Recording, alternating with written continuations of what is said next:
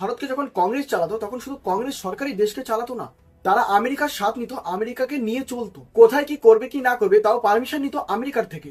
এই সমস্যাগুলো হয়তো হতো না ভারতে কংগ্রেস সরকার থাকলে। সাল 2014 যখন প্রধানমন্ত্রী হলেন নরেন্দ্র মোদী, তখন থেকেই আমেরিকা বুঝতে পারলো ভারত আমাদের হাত থেকে বেরিয়ে যাচ্ছে ধীরে ধীরে, তাকে কন্ট্রোল করা যাচ্ছে না। আমেরিকার কোনো কথাই তারা শুনতে চাইছে না। আমেরিকার কথা শুনবে না এমন দুঃসাহস কার হতে পারে? ভারতের এত বড় সাহস কি করে হয়? যে সুপার পাওয়ার দেশ সবাইকেই কন্ট্রোল করে, কিন্তু ভারতকে কোনোভাবেই কন্ট্রোল করতে পারছে না। ভারতের বুকে এই সাহসটা তৈরি করেছে কে জানেন? মনে পড়ে সেই অটল বিহারী বাজপেয়ীর কথা। 1998 সালে পোখরান রাজস্থানের নিউক্লিয়ার টেস্ট। মোট পরীক্ষা করেছিলেন 5টি নিউক্লিয়ার বোমা। প্রথমটি থার্মোনিউক্লিয়ার হাইড্রোজেন বোমা, পরের দুটি ফিশন বোমা এবং দুটি ইল্ড নিউক্লিয়ার ডিভাইস। আপনারা চাইলে পরবর্তী ভিডিওতে এই বোমা কতটা শক্তিশালী, অন্যান্য দেশ কেন ভয় পায়, সম্পূর্ণ ভিডিওতে জানাবো। অটল বিহারী বাজপেয়ীর উপর অনেক রকম প্রতিবন্ধী লাগিয়েছে আমেরিকা। কঠোর অর্থনৈতিক নিষেধাজ্ঞা, ওয়ার্ল্ড ব্যাংক IMF থেকে ঋণ আটকে দেয়, সামরিক ও প্রযুক্তিগত সহযোগিতা সমস্ত কিছু বন্ধ করে দেয়। অটল বিহারী বাজপেয়ী কখনো ভয়ও পায়নি, মাথাও নত করেনি। বাজপেয়ী স্পষ্ট বলেছিলেন ভারতের নিরাপত্তার জন্য নিউক্লিয়ার টেস্টটি খুবই জরুরি ছিল।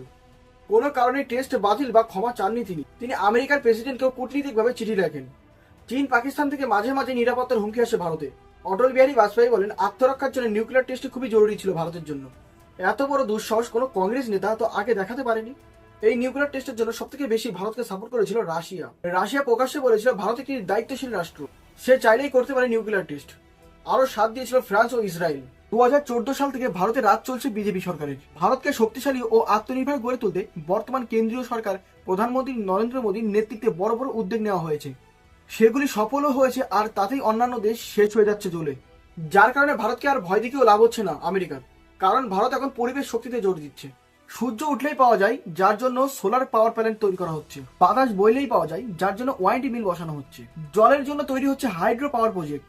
2030 সালের মধ্যে ভারতে 5 লক্ষ মেগাওয়াট বিদ্যুৎ উৎপাদন ক্ষমতা হবে, যাতে 40 থেকে 50 কোটি মানুষ সরাসরি বিদ্যুৎ পাবে। পারমাণবিক শক্তি সম্প্রসারণ বাড়ানো হচ্ছে, নতুন রিঅ্যাক্টর নির্মাতা ক্ষমতা বাড়ানো হচ্ছে প্রচুর পরিমাণে। যদি অন্য কোনো দেশ ভারতকে অ্যাটাক করে, তাহলে এই শক্তিগুলি সরাসরি তাদের সাথে লড়বে। পারমাণবিক শক্তিগুলি বেসরকারিভাবে খোলা হচ্ছে। ভারতে এখন একটাই লক্ষ্য, 2047 সালের মধ্যে নিউক্লিয়ার ক্যাপাসিটি অনেক বাড়ানো। এই কারণেই ভারতের ডেভেলপমেন্ট দেখে অন্যান্য দেশ জ্বলছে এত। ভারতকে সরাসরি ডিস্ট্রয় করতে পারছে না, ইনডাইরেক্ট ভাবে ভারতের পড়শি দেশে অ্যাটাক করছে। কিভাবে ভারতের পড়শি দেশে অ্যাটাক করে ভারতকে ডিস্ট্রয় করতে চাইছে জানতে চাইলে অবশ্যই কমেন্ট করে জানাবেন।